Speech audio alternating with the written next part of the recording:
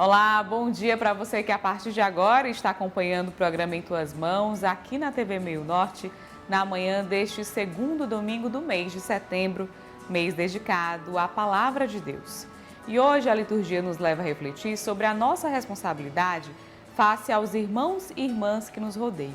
A Palavra de Deus afirma com clareza que todos nós somos responsáveis uns pelos outros. E para bem começar o programa, vamos juntos meditar este salmo. Não fecheis o coração, ouvi hoje a voz de Deus. Vinde e exultemos de alegria no Senhor. Aclamemos o rochedo que nos salva. Ao seu encontro caminhemos com louvores, e com cantos de alegria o celebremos. Vinde, adoremos e prostemo-nos por terra, e ajoelhemo-nos ante o Deus que nos criou. Porque Ele é o nosso Deus, nosso pastor. E nós somos o seu povo e seu rebanho, as ovelhas que conduz com sua mão.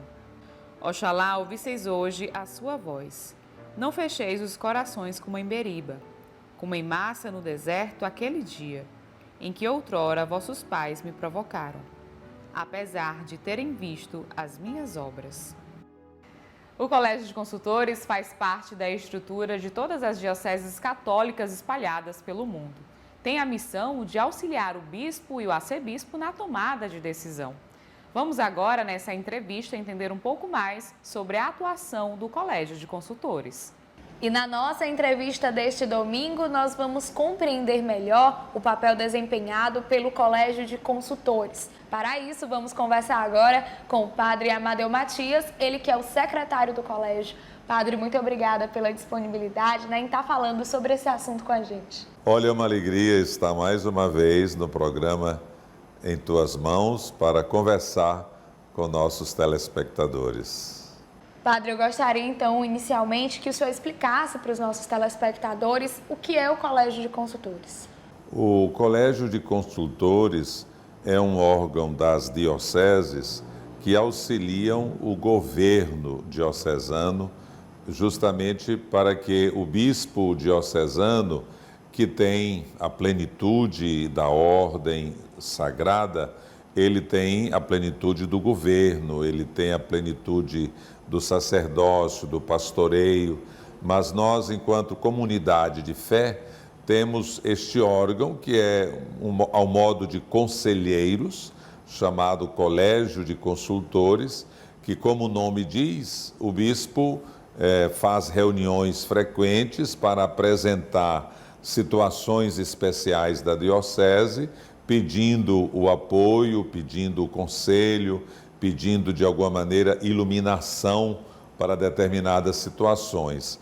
Então, o Colégio de Consultores é um órgão de governo que auxilia o bispo na sua ação evangelizadora. No nosso caso, nós auxiliamos Dom Juarez no governo da Arquidiocese de Teresina. E é interessante que quando o bispo chega, aquelas cartas apostólicas que vêm do Papa, elas são apresentadas ao Colégio de Consultores. O Colégio de Consultores representa o clero, representa a diocese, justamente nessa legitimidade do ofício que o bispo assume em nome da igreja na nossa diocese. E por que é tão importante, tão necessário esse auxílio dado pelos membros do Colégio de Consultores? Há uma corresponsabilidade na ação da igreja. Então, o Colégio de Consultores dá ao bispo legitimidade a algumas ações do governo diocesano. Por exemplo, na hora de vender imóveis, o arcebispo precisa da anuência dos conselheiros. Então, de um lado, vejam, há o papel consultivo e há determinados momentos que a ação do conselho, ela é, de algum modo, deliberativa. Então, isso é assim muito belo porque nós somos um corpo, o presbitério. É claro que não existe o presbitério, não existe a diocese sem o bispo. Ao mesmo tempo em que o bispo tem a plenitude do seu ministério, tem a sua autonomia e a sua validade pelo próprio ofício que ele recebe da igreja por ser bispo, mas ao mesmo tempo inserido no presbitério, na diocese, ele tem esse grupo de padres, que é um grupo, no nosso caso aqui, somos 8 apenas, que regularmente o arcebispo consulta, e por isso é importante, porque o arcebispo precisa também dessa repercussão, não é, daquilo que a diocese está vivendo. O arcebispo precisa também desses posicionamentos dos colegas, quero dizer, dos presbíteros, para que ele então leve adiante o próprio governo. Estaria ligado a esse aspecto que na política há o aspecto da governabilidade, não é? É claro que nós somos cooperadores e trabalhamos numa perspectiva de fé, e ao mesmo tempo há uma responsabilidade que precisamos assumir e ser corresponsáveis com o bispo, para dizer, o bispo não fez só, o bispo fez com o seu colégio de consultores, como o bispo faz também com o seu colégio de presbíteros, como o bispo faz também com o seu conselho presbiteral, como faz também com o seu conselho de pastoral, o seu conselho econômico. Por exemplo, uma das atribuições do conselho do colégio de consultores é legitimar aqueles que serão do conselho econômico da diocese, justamente porque são aqueles que vão olhar as contas. Está ligado à parte administrativa, mas a nossa ação, ela tem uma abrangência total com a diocese, mas ela é restrita, porque aí tem outros órgãos, como o Conselho Presbiteral, que aí trata diretamente de questões pastorais que se referem aos padres, tem o Conselho Pastoral, que trata de questões ligadas à ação evangelizadora, tem o Conselho dos Diáconos, tem o Conselho dos Leigos, né? Então tu vês que é uma igreja sinodal, faz parte da sinodalidade, comunhão e participação. Do arcebispo, ele tem a plenitude do poder no governo diocesano, seja jurídico, seja sacramental, e ao mesmo tempo ele vive dentro desse âmbito dos seus colégios. Padre, e por quem que é composto esse colégio de consultores aqui na Arquidiocese de Teresina? O colégio de consultores na Arquidiocese de Teresina é composto pelo arcebispo, pelo vigário-geral e por 8 presbíteros que somos escolhidos pelo bispo, mas escolhidos dentre os presbíteros do Conselho Presbiteral. O Conselho Presbiteral, ele é um conselho maior, no qual estão presentes os vigários forâneos, estão presentes representação do clero, representação dos formadores, representação das associações dos padres, como a Provita, o Fundo de Sustentação do Clero, não é? A coordenação de pastoral, e estão presentes também presbíteros eleitos pelos padres. Numa votação livre é feita a eleição. Dentre esses presbíteros do Conselho Presbiteral, o arcebispo escolhe então esses 8 representantes.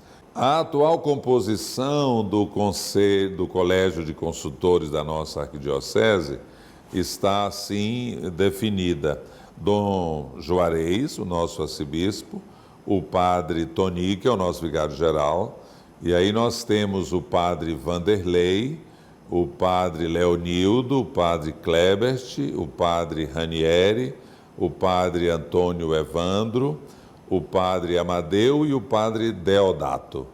E aí nós temos esse grupo de colegas. Quando uma arquidiocese ou diocese está vacante, né, de seu bispo ou do arcebispo, como o colégio de consultores ele deve agir?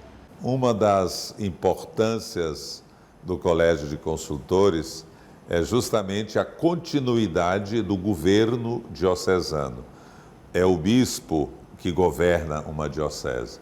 Mas quando o bispo é transferido, se a Santa Sé não nomeia um administrador apostólico, cabe ao Colégio de Consultores, no prazo de uma semana, regulamentado pelo Código de Direito Canônico, se reunir e escolher, dentre eles ou da diocese, um padre para o governo da diocese, para compor o padre que vai se chamar o administrador diocesano, o ecônomo da diocese, esses ofícios ali, não é? E então eles ficam responsáveis pelo governo da ação evangelizadora, enquanto espera a nomeação do próximo, daquele que vai suceder, não é? O bispo que foi transferido. Isso aí é uma sabedoria da igreja. Por isso que o Colégio de Consultores não cai quando um bispo é transferido. Ele permanece com a sua vigência até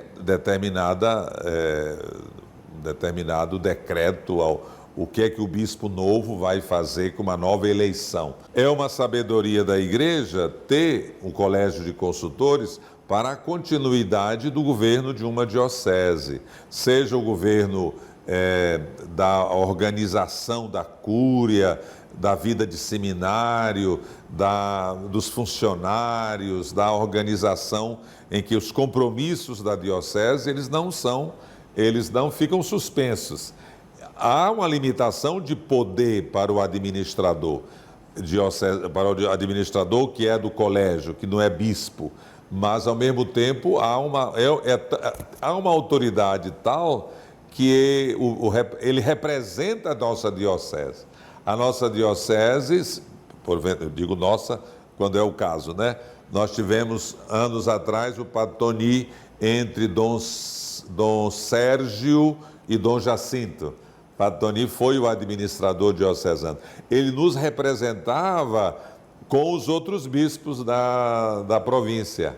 Ele se sentava, ele não era bispo, mas ele tinha a responsabilidade da igreja e ele então se sentava com os outros bispos nas reuniões, como se fosse bispo, quer dizer, não é bispo de fato, mas torna-se responsável pela igreja de direito, né? Isso aí é assim maravilhoso. Como é importante essa colegialidade. Colégio de Consultores está ligado à colegialidade. Assim como o bispo governa com os outros bispos em comunhão com o Papa, o bispo na diocese governa em comunhão com seus leigos, em comunhão com seus religiosos, em comunhão com seus presbíteros, especialmente nos conselhos, dentre eles este lindo conselho que é o Colégio dos Consultores. Padre, eu gostaria então de agradecer mais uma vez a sua participação aqui no programa Em Tuas Mãos. Muito obrigada por esclarecer sobre esse importante assunto. Olhe, a gratidão é minha, porque falar as coisas da igreja me fazem bem, porque vivo a minha vida para isso.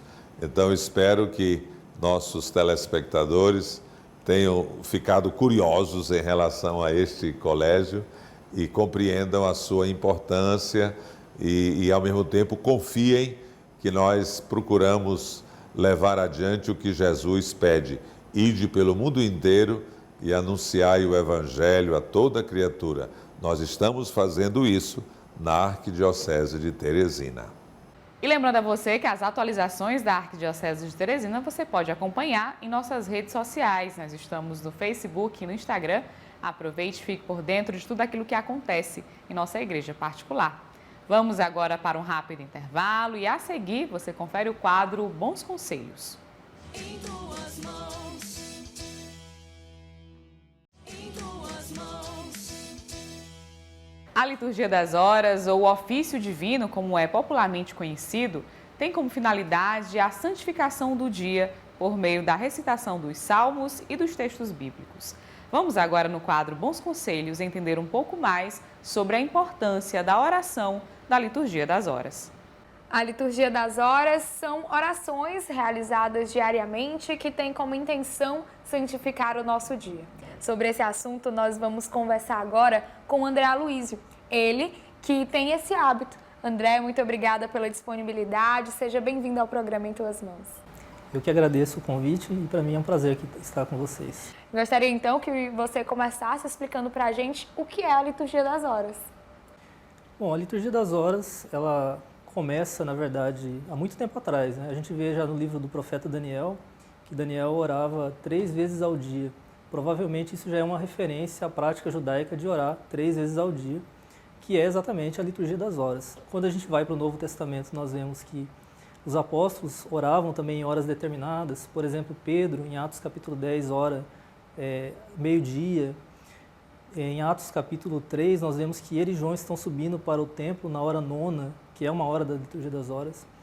E com o passar do tempo, essas orações que eram em horas específicas, elas vão tomando mais espaço, então vai se multiplicando, né, ao ponto de chegar com São Bento, por exemplo, na regra de São Bento, 7 horas do dia que você ora e mais uma oração à noite. Depois da reforma litúrgica do Paulo VI, ele reduziu isso, de tal modo que hoje nós temos 5 horas no dia em que você ora a Liturgia das Horas. E o que consiste, né? Consiste em você orar os salmos, basicamente. Você ora os salmos em horas específicas do dia. O ofício das leituras, ele acontece de madrugada, né, normalmente. Você tem as laudes que a gente faz ao acordar, né, quando amanhece o dia. Tem a hora média, que acontece por volta de meio-dia mesmo. As vésperas ao entardecer e, finalmente, as completas quando a gente vai dormir. Então, basicamente é isso, você orar os salmos em horas definidas do dia. Aloísio, e como se rezar, então, a Liturgia das Horas? Então, existe um livro, né? Na verdade, são 4 livros para você rezar a Liturgia das Horas. E existe também um menor, que às vezes se chama de breviário, que ele não inclui tudo que está no ofício das leituras, né? Agora, eu não faço assim. Eu tenho um aplicativo que é chamado iLiturgia, né? Escreve iLiturgia, que é bem baratinho no Google Play, dá para a pessoa comprar muito baratinho e é muito mais fácil orar com ele porque ele já traz tudo prontinho para você. E aí você pode levar para qualquer lugar. Então eu faço assim, eu tenho esse aplicativo. Então você pode rezar recitando os salmos, que é como eu faço. Tem pessoas que fazem cantando também, né? É possível fazer assim também. Então basicamente é isso, você vai separar esses momentos do dia e vai então rezar seguindo, né, esse roteiro que já está pronto, que a igreja já nos fornece. Por que é tão importante se realizar, então, essa Liturgia das Horas, principalmente para nós, enquanto leigos? O apóstolo Paulo, ele vai falar, tanto em Colossenses quanto em Efésios, sobre a importância de cantar os salmos. Então ele fala sobre, primeiro, né, em Colossenses capítulo 3, ele fala, habite ricamente em vós a palavra de Cristo. Então a palavra de Cristo deve habitar ricamente em mim. Como? Aí ele começa a descrever várias formas. Uma delas é cantando salmos. E em Efésios 5, ele fala também, enchei-vos do Espírito. E ele vai descrever várias formas como isso acontece. Uma delas é cantando salmos. Então, se eu quero ter a palavra de Cristo habitando ricamente em mim, se eu quero ser cheio do Espírito Santo, uma das formas e uma das principais é exatamente cantando salmos. Porque cantando salmos eu estou cantando o que Jesus cantava, por isso que é a palavra de Cristo. Inclusive Jesus falava os salmos frequentemente. Na cruz ele falou, meu Deus, por que me desamparaste? Então, cantando os salmos, eu estou deixando que a palavra de Cristo habite em mim e, consequentemente, o Espírito está me enchendo, né? Então, isso é algo importantíssimo. E outra coisa que eu acrescentaria é que, como a Liturgia das Horas te obriga a parar em determinados momentos do dia, ela é um antídoto muito bom contra o ativismo, a gente querer estar sempre fazendo alguma coisa e não consegue parar para estar a sós com Deus, então isso te obriga, né? Não, esse horário é horário de oração, eu vou parar. E assim você passa a ser uma pessoa disciplinada também.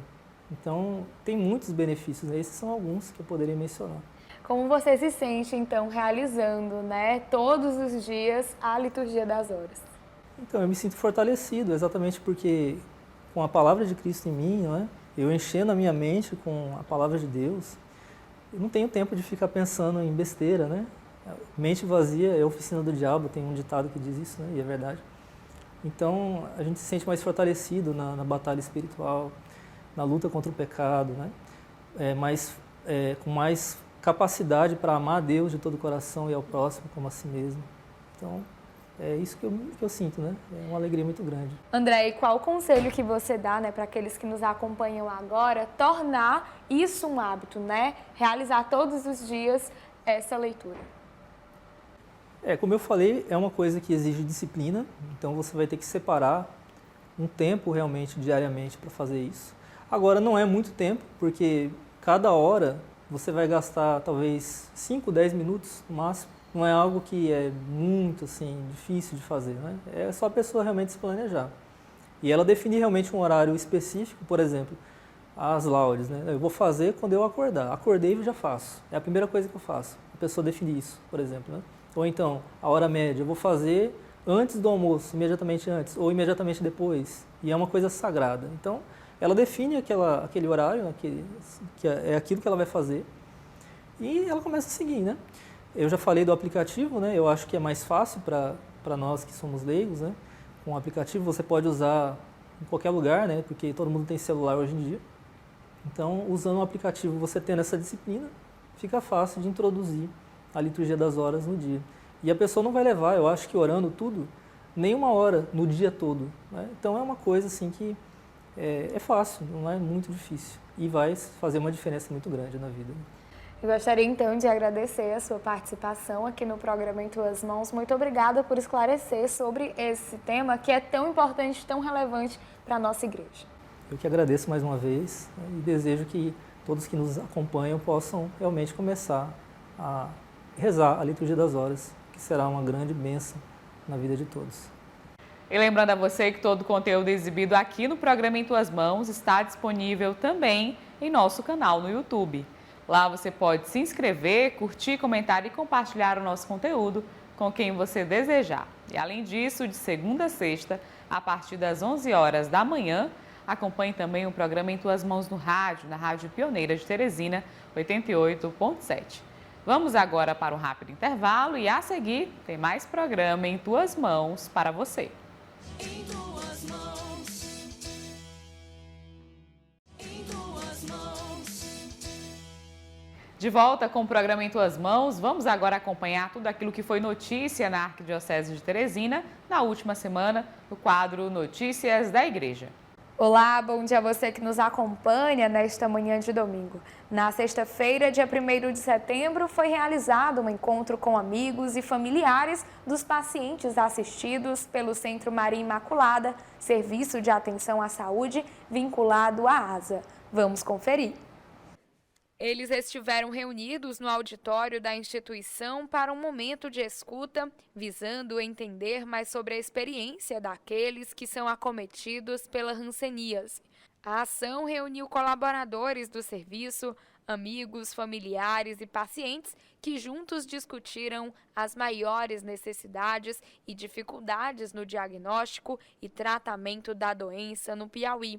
A coordenadora do centro explica sobre o principal objetivo dessa proposta. A proposta é fazer com que familiares e amigos sejam corresponsáveis durante o diagnóstico, o tratamento e até mesmo no pós-tratamento das pessoas diagnosticadas com essa doença, no intuito de fazer com que eles também participem das nossas ações e nos norteiem para saber qual é a melhor mensagem, de que forma passar, né, o que abordar de fato. E aí a gente vai promover várias ações educativas, folders, tem uma proposta de uma história em quadrinhos também voltada, né, mais para a doença hanseníase, palestras em locais com crianças, com adolescentes, como abordar. Então essa é a questão, assim, o grande objetivo desse encontro. Ela conta ainda de que maneira essa ação junto dos familiares, amigos e pacientes vai contribuir para que o tratamento contra a doença tenha um melhor avanço. O que a gente escuta muito aqui dos familiares é a questão de, assim, muitas dúvidas, assim, como fazer, o que ele pode comer, o que ele não pode comer, que horas tomar a medicação, que horas não pode pegar sol se não pode. Então, são várias dúvidas que, às vezes, o profissional de saúde não tem esse olhar. E quando a gente escuta uma pessoa que participou junto, né, teve ao lado, junto do paciente, ou não esteve ao lado também, né? Porque tem pessoas aqui hoje que não aceitaram o diagnóstico do marido ter tido de hanseníase, da irmã ter tido. E aí, para eles não isolarem, porque hoje não precisa o isolamento. Hoje você não precisa separar talher, prato, toalha, o que antes era feito por conta do avanço da ciência, né? O Centro Maria Imaculada dispõe de todos os exames para que o paciente receba o diagnóstico correto da doença, além do tratamento através da poliquimioterapia. A médica dermatologista do centro conta com detalhes sobre o trabalho desenvolvido por eles. A gente dispõe de todos os exames para fazer o diagnóstico da hanseníase, como a biópsia, a baciloscopia, o teste de sensibilidade.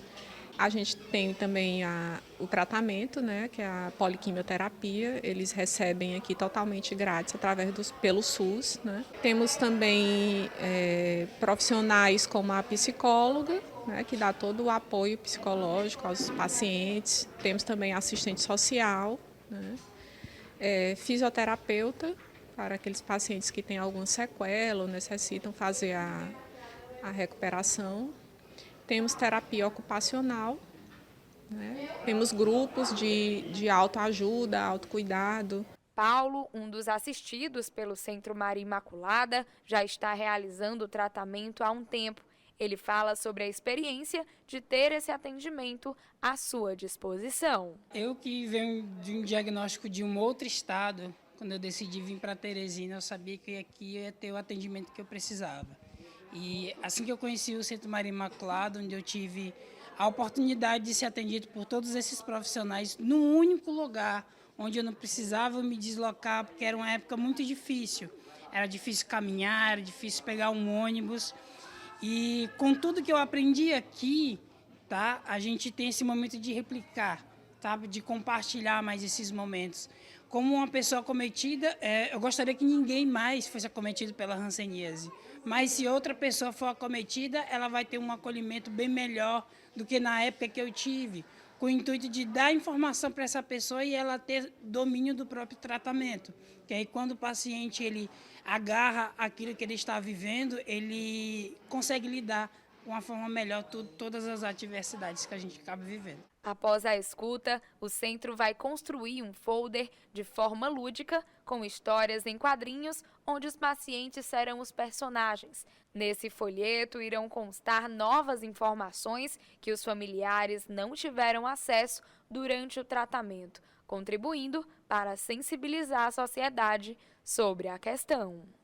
No último domingo, dia 3 de setembro, a Igreja Matriz da Paróquia Cristo Rei, pertencente à Forania Sul 1, teve seu templo e altar dedicados durante a celebração eucarística presidida pelo arcebispo de Teresina, Dom Juarez Marques, e co-celebrada pelo pároco e vigário da paróquia. As relíquias já estavam introduzidas na igreja desde o início de sua criação, mas ainda não tinha sido realizado o rito de dedicação. Então, aproveitou-se a oportunidade em que a paróquia estava comemorando seus 54 anos de existência para realizar esse momento. Dom Juarez relata sobre a relevância que tem para a Arquidiocese de Teresina ter mais uma igreja dedicada. É a consagração da igreja, que é o povo de Deus, né? A igreja viva, são os fiéis, é cada batizado, que forma a comunidade, uma comunidade que é profundamente marcada pelo selo do batismo, pela vivência da fé nos sacramentos e também pela vivência da fé na doação da vida pelo bem dos irmãos e irmãs. E quando fazemos a consagração e a dedicação de um altar e de uma igreja, o templo, é porque o povo de Deus se renova e se oferece como hóstias vivas. O próprio apóstolo Paulo vai dizer na leitura de hoje: eu vos exorto a vos oferecerdes como hóstias vivas, como sacrifícios agradáveis ao Senhor nosso Deus. Então esta é renovação da consagração do povo de Deus ao serviço do Senhor. O pároco da paróquia fala sobre a importância da realização dessa dedicação, mesmo após tantos anos de sua criação. Esse é um momento importante para toda a comunidade paroquial de Cristo Rei, porque depois de 50 anos, hoje faz 54 anos, eu imagino que essa relíquia tenha sido colocada aqui por volta de 50 anos atrás. E hoje nós vamos oficializar, consagrando o altar que contém as relíquias de São Valentim e de Santo Inácio de Loyola. Então, 2 santos é algo assim de grande relevância para nós. E aproveitando essa dedicação do altar, vamos também dedicar a igreja, porque apesar dela ter 54 anos, não foi encontrado nenhum registro que conste a dedicação dela. Então, aproveitando a vinda do nosso bispo, neste aniversário, ele vai presidir essa dedicação da igreja, templo de Deus, povo de Deus, e também do altar que contém essas 2 relíquias. Ele fala ainda sobre o sentimento de celebrar os 54 anos da paróquia, estando à frente dela como pároco. O sentimento é de alegria e de satisfação, mas acima de tudo de gratidão. Poder fazer parte dessa história e registrar e abrir mais uma página que é de mais um aniversário e nele dedicar a igreja, templo de Deus e o altar consagrado à Eucaristia do Senhor. Uma alegria, uma satisfação muito grande para mim e para todo esse povo que aqui está.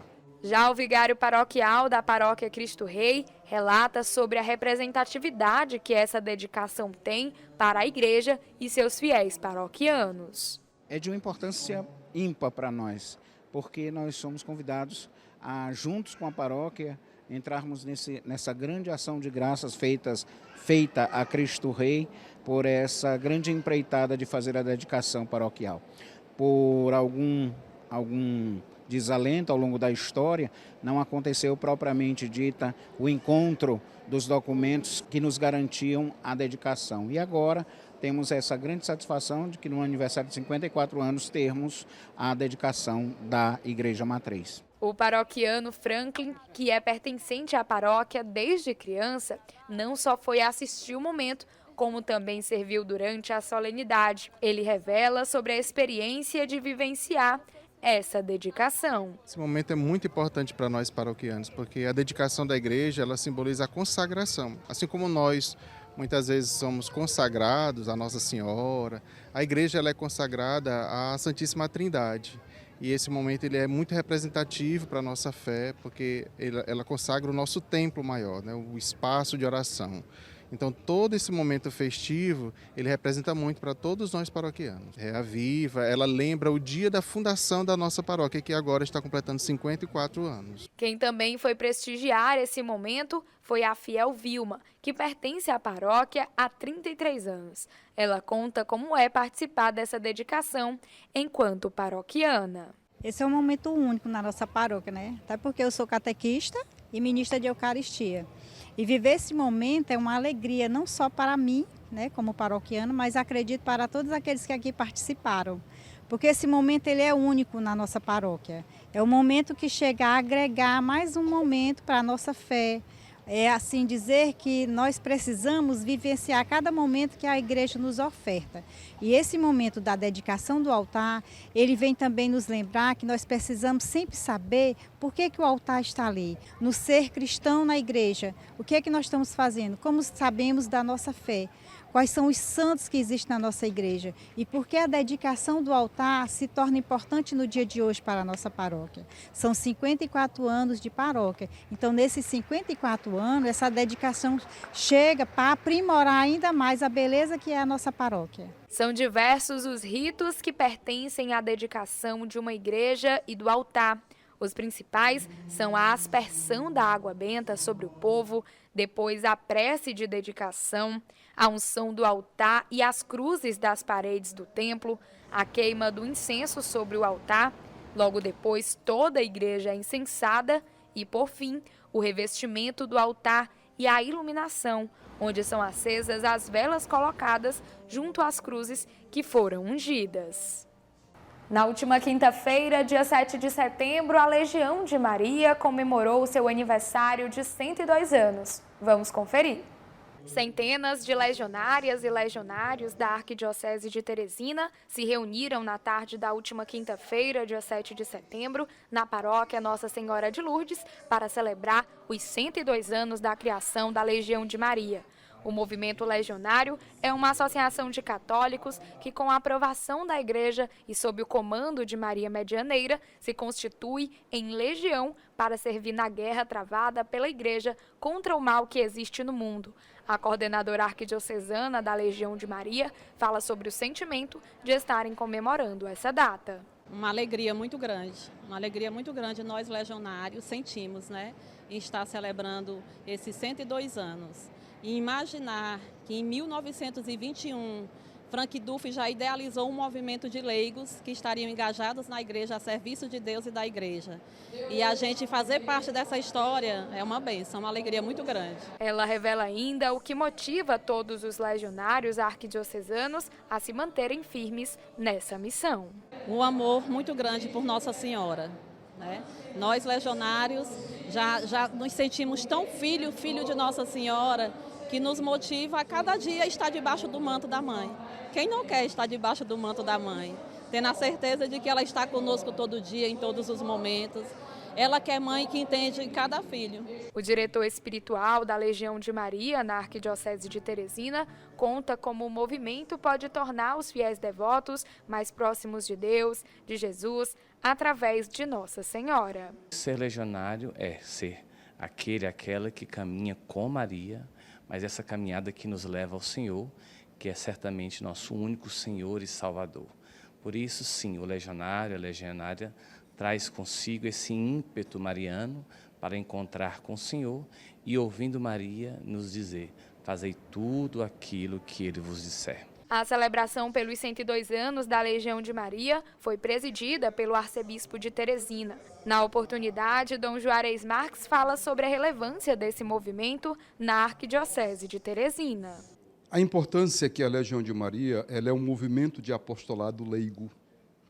O Concílio Vaticano II reconheceu que a Igreja é o povo de Deus.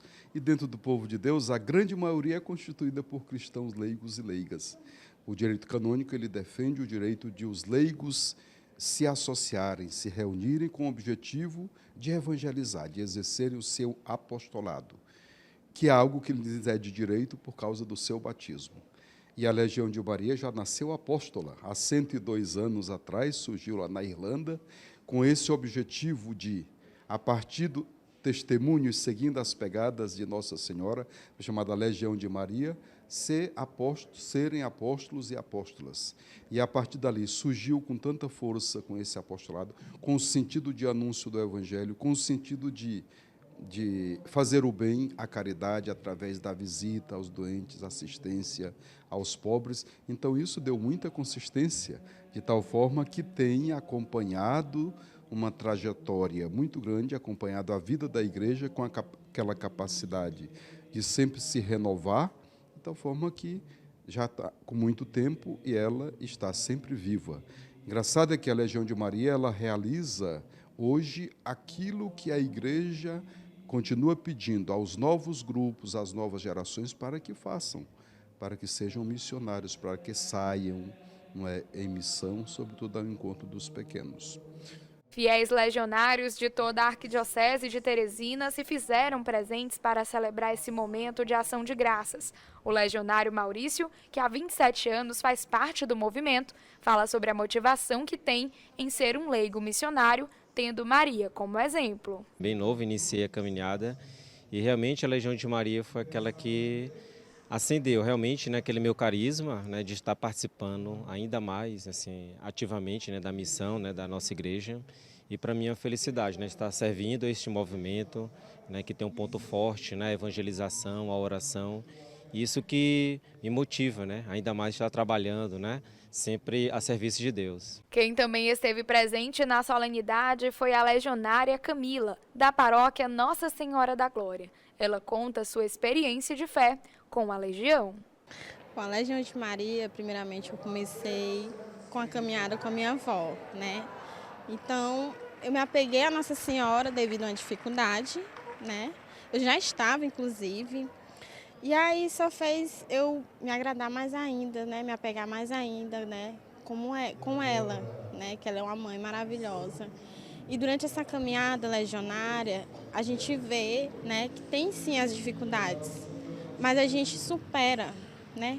Cada dificuldade a gente se fortalece, principalmente se apegando a ela, né? E ser legionário é uma missão maravilhosa que a gente tem na nossa vida. A gente leva para a vida. Então a gente sempre dá importância a todas as solenidades legionárias. E essa não seria, né, diferente. É muito mais importante também para os legionários. A gente sempre fala nas reuniões, faça um esforço. Só falte se for o último caso. A gente sempre fala isso, né? Colocar a Legião de Maria à frente, né? A sua caminhada missionária. O movimento legionário foi implantado na Arquidiocese de Teresina há 64 anos e o aniversário de 102 anos da Legião de Maria é comemorado em todos os países em que o grupo se encontra. E essas foram as notícias da Arquidiocese de Teresina desta semana para você. E para mais informações, acesse o site da Arquidiocese de Teresina. O endereço aparece agora no seu vídeo. Vamos para um rápido intervalo e a seguir tem um quadro Dicas da Fé. Em tuas mãos. Em tuas mãos. Confira agora a nossa dica de leitura para este domingo no quadro Dicas da Fé, que é um oferecimento da livraria Nova Aliança. Venha conhecer as novas instalações da Livraria Nova Aliança, que está com a estrutura renovada para te receber. Aqui você encontra livros, imagens, artigos religiosos, arte sacra, objetos litúrgicos e muito mais. Localizada na Rua Olavo Bilac, 1259, no centro, telefone 3221-6793.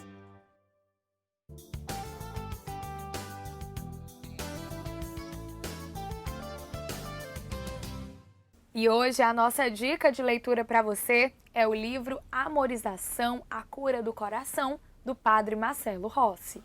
A amorização não é um termo corriqueiro, mas é o que Deus espera em todas as atitudes que tomamos em nossa vida.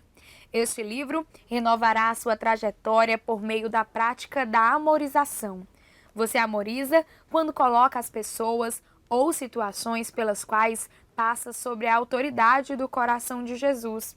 Você amoriza quando impõe o amor de Deus na resolução de qualquer passagem, seja ela fácil ou difícil.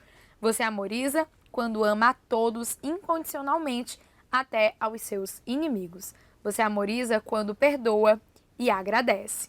O Padre Marcelo Rossi oferece essa obra como um instrumento indispensável para nos tornarmos amorizados diante dos desafios que o novo milênio propõe. E essa foi a nossa dica da fé deste domingo para você. Aproveite, garanta sua obra e faça uma boa leitura. E hoje, no quadro Minha Família Minha Base, vamos conhecer o testemunho de fé da família de Lourdes e Rogério Santos. Eles que vivenciam em família a Semana Bíblica Arquidiocesana. Rogério e Lourdes são casados há 37 anos e têm um casal de filhos. A filha ainda mora com eles e o filho já é casado. Eles que criaram a família na base dos ensinamentos da religião católica se conheceram em um encontro de jovens da paróquia que frequentavam. Mas os dois só passaram a se dedicar mais na caminhada de igreja anos depois do sacramento do matrimônio, após vivenciarem o encontro de casais com Cristo. Eles dão mais detalhes sobre o início desse despertar. Nosso início foi... Nós namoramos já nos conhecemos já dentro da igreja, praticamente. Eu vim do interior e aí encontrei com a Lourdinha, que trabalhava próximo onde ela morava. E eu morava com os amigos e fizemos um encontro de jovem.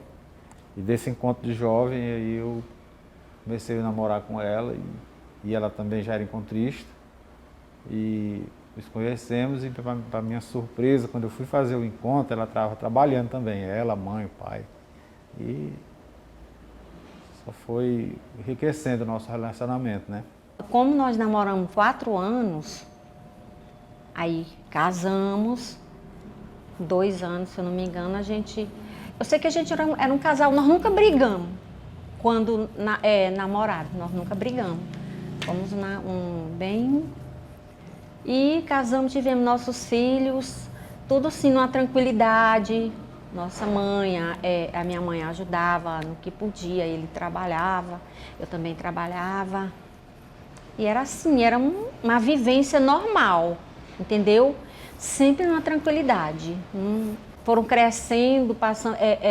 3 anos, o pessoal da igreja convidou a gente para vivenciar o encontro de casais.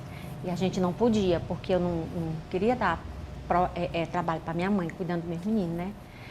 Com 3 anos depois, a gente aceitou. Aí nós fizemos o encontro de casais.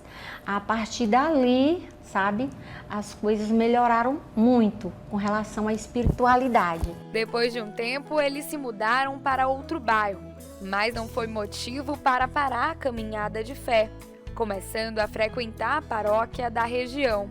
Hoje, eles fazem parte da comunidade Santo Expedito, localizada no bairro Morada Nova, e participam da pastoral do dízimo e liturgia.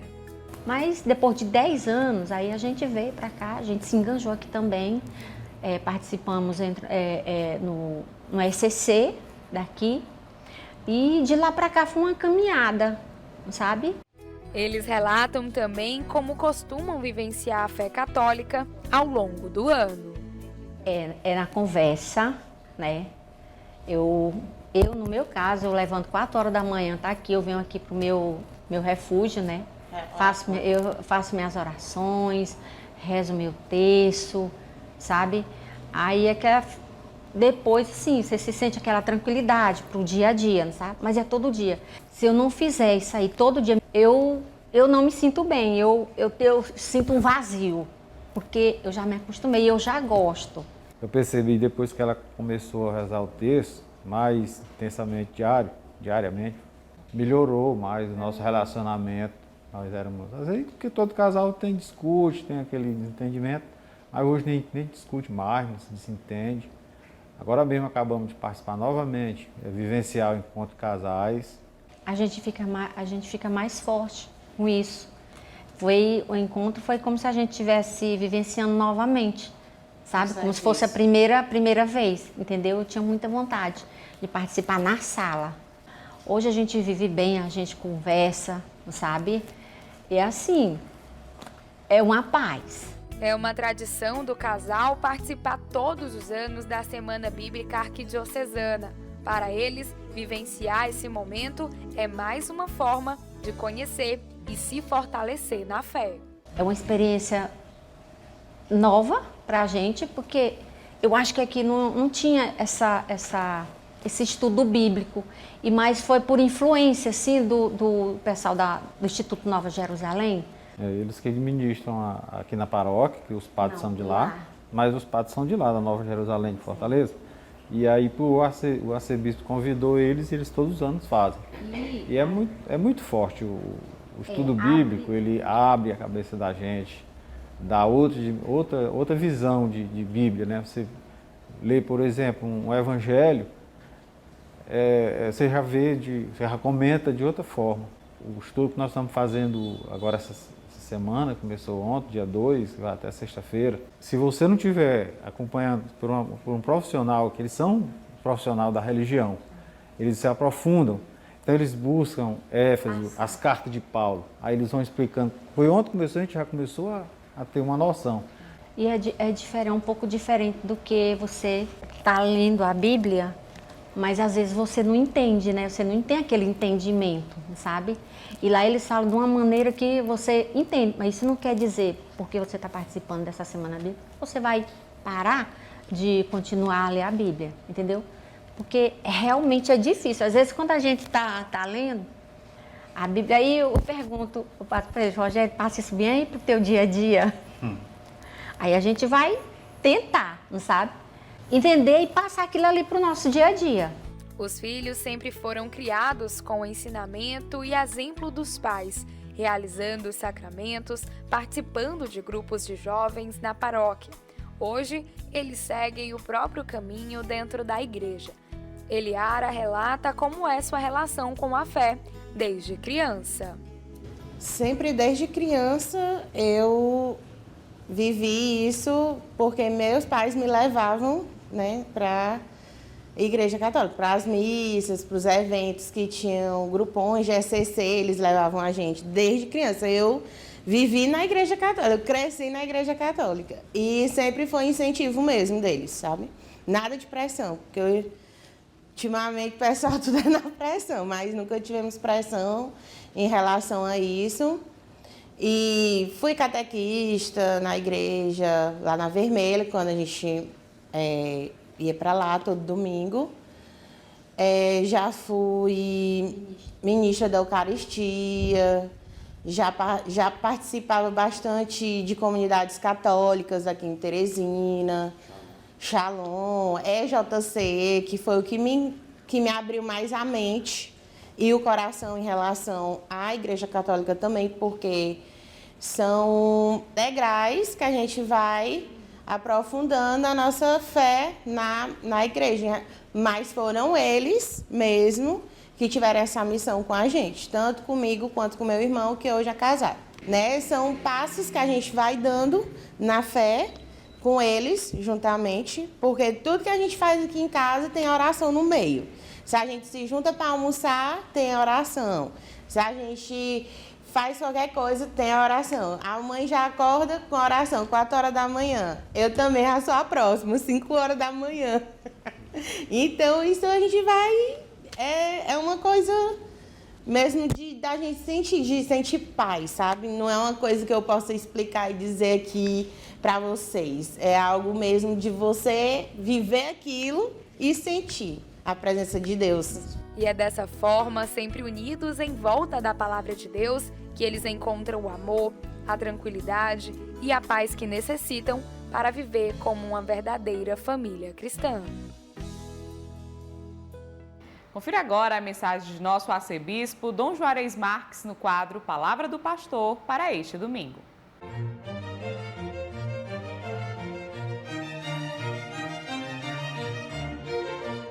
Olá, amado irmão e amada irmã. Com satisfação estamos aqui, trazendo uma palavra de fé e de vida. O Evangelho deste domingo é segundo Mateus, capítulo 18, versículo 15 a 22. Se teu irmão pecar contra ti, vai e corrige-o, só tu e ele. Se ele te ouvir, ganhaste teu irmão. Se ele não te ouvir, toma contigo mais 1 ou 2 pessoas, de modo que toda a questão seja decidida sob a palavra de 2 ou 3 testemunhas. Se ele não os ouvir, dize-o à igreja. Se nem mesmo à igreja ele ouvir, seja tratado como se fosse gentil ou publicano. Em verdade vos digo, tudo o que ligardes na terra será ligado no céu, e tudo o que desligardes na terra será desligado no céu. Eu vos digo mais isto: se 2 de vós na mesma terra, se 2 de vós na terra concordarem em pedir alguma coisa, isto lhes será concedido pelo meu Pai que está no céu.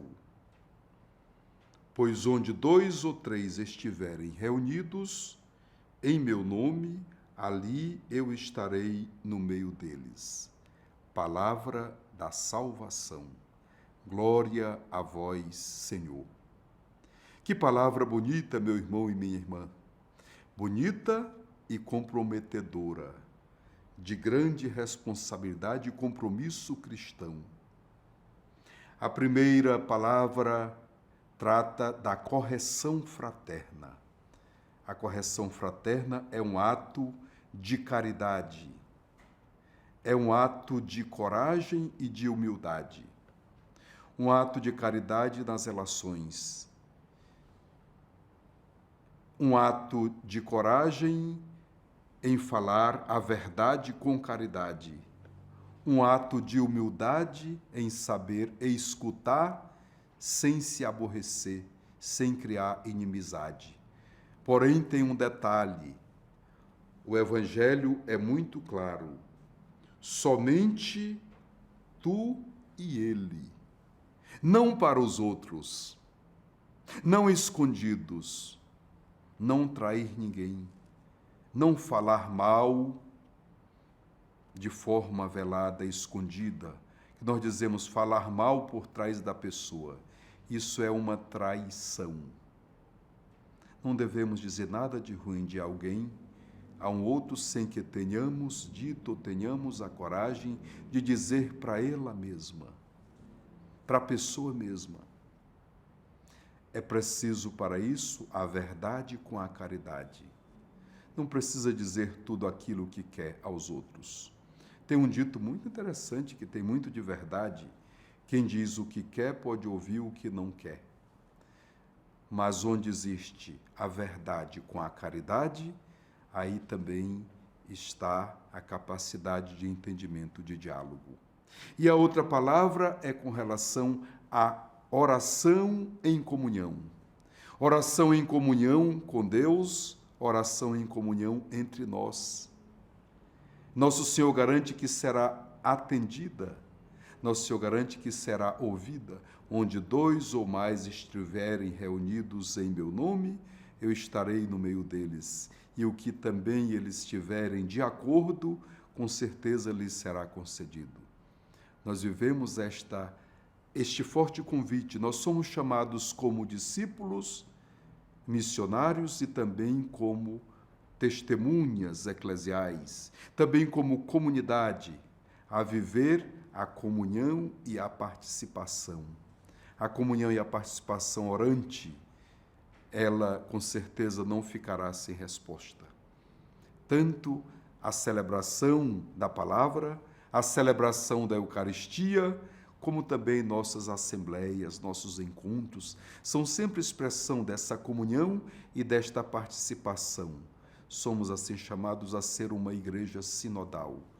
E assim vamos realizar o plano de Deus em nossa vida, que se completa quando a graça de Deus, que é um dom do alto, vem ao nosso encontro e encontra de nós uma resposta.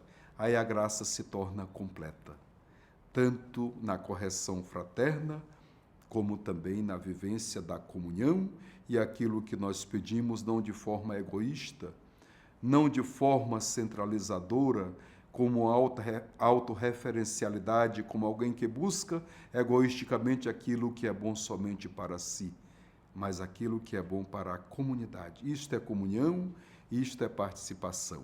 Meu irmão, minha irmã, que o Senhor nos inspire, nos ilumine com a sua santa palavra, neste mês da Bíblia, no qual somos convidados a perceber, a sentir e a acolher o dom de Deus em nossa vida, dom que vem pela revelação de nosso Senhor Jesus Cristo. E esse dom que deve encontrar uma resposta positiva. Devemos sempre dizer sim, com amor, ao imenso amor de Deus por nós. Portanto, a nossa vivência da fé deve ser um ato de gratidão e de amor pelo imenso amor com que o Senhor dedicou a sua vida por amor a nós, por amor à humanidade. Uma semana abençoada para você. Que Deus o abençoe em nome do Pai, do Filho e do Espírito Santo. Amém.